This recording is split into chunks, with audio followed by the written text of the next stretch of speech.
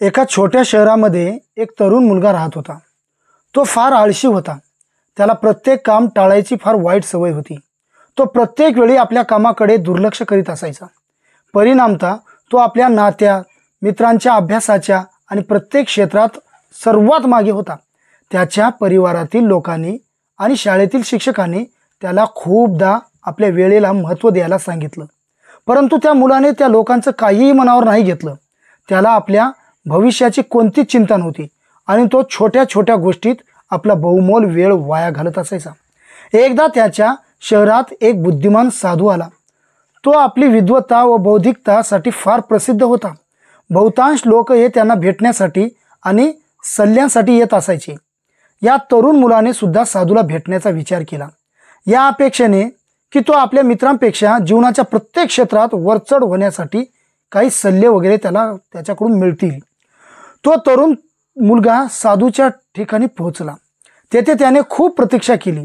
जेव्हा त्याची बारी आली तेव्हा त्या मुलाने साधूला प्रणाम केला आणि म्हटलं, हे बाबा, माझी मदत करा. मी आपल्या जीवनात अपयशी आहे. प्रत्येक क्षेत्रात आपल्या मित्र, नातेवाईक आणि सर्वांच्या मागेच राहत आहे. मी त्यांच्या सर्वांच्या समोर जायची इच्छा बाळगतोय.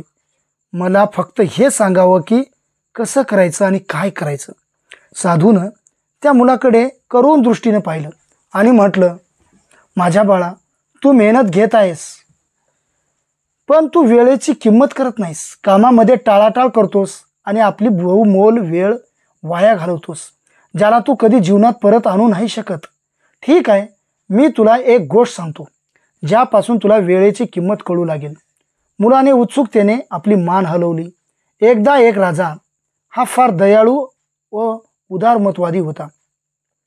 तो आपल्या रयतेवर फार प्रेम करायचा आणि प्रत्येक वेळी तो त्याच्या अडचणीत मदत करायचा. एके दिवशी त्याचा संपर्क आपल्या जुन्या मित्राशी झाला. तो त्यांच्यासोबत गुरुकुलमध्ये शिक्षण घेत होता. तो मित्र त्याला भेटला.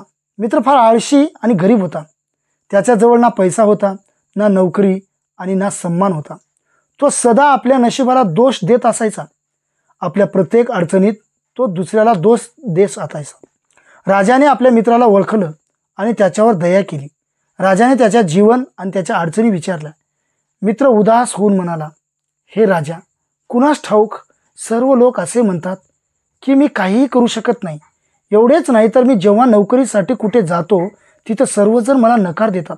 माझ्या सर्व दुश्मनांनी सांगून ठेवलंय की मी कोणतेच काम वेळेवर करत नाही. मला समजत नाही की मी काय करू.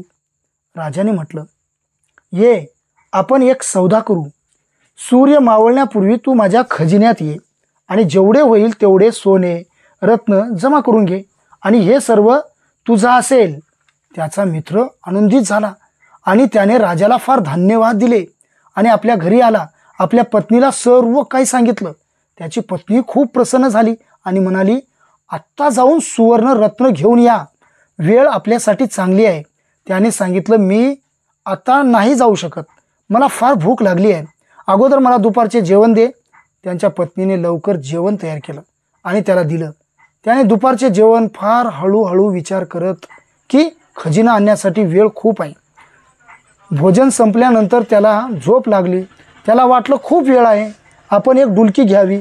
मी लवकरच उठेल आणि खजिन्यात जाईल. आणि तो झोपी गेला. आपले डोळे बंद केले. त्याला वाटले तो थोडा वेळच झोपेल, परंतु तब्बल 2 तास झोपला. जेव्हा तो उठला आणि पाहतो तर काय, दुपार झालेली होती. त्याने काहीही पिशव्या जे काही आहे त्या उचलल्या आणि तो राजाच्या खजिन्याकडे वळला. वाटेत सूर्य फार तेजस्वी दिसत होता. त्याला फार गरमी होत होती. त्याने विचार केला की मला झाडाच्या खाली थोडा वेळ आराम करायला लागेल आणि समोर जावं लागेल. आणि तो आराम करण्यासाठी झाडाखाली बसला. हवाही थंड आणि संत चलत होती. जसाही तो आराम करायला बसला तेव्हा त्याला मस्त झोप लागली. तो पूर्ण 4 तास उठलाच नाही. जेव्हा तो उठला आणि पाहतो तर सूर्य अस्ताला जात होता. तो पटकन उठला आणि राजाच्या खजिन्याकडे वळला. तो भरपूर प्रयत्न केला. वेळेत राजवाड्यात पोहोचला, पण खूप वेळ झालेली होती. सूर्य मावळलेला होता आणि राजवाडा बंद झालेला होता. इतक्यात तो आळशी माणूस तेथे पोहोचला. त्याने श्रीमंत होण्याची संधी गमावली होती. त्याने आपल्या वेळेला महत्त्व नाही दिले. साधूने गोष्ट संपवली आणि त्या मुलाकडे पाहिलं. मुलगा अवाक होऊन सर्व ऐकत होता. त्याला आपल्या चुकीची जाणीव झाली होती आणि तो लज्जित झाला होता. तो साधूने दिलेल्या मार्गदर्शनासाठी साधूला धन्यवाद दिला आणि आपल्यात परिवर्तनासाठी साधूला नमन केले. तो हे समजून गेला की वेळ फार किमती असते, याला वाया घालता कामा नये. तो आपल्या घरी परत गेला आणि आपल्या लक्ष्यावर कठोर परिश्रमासाठी सुरुवात केली.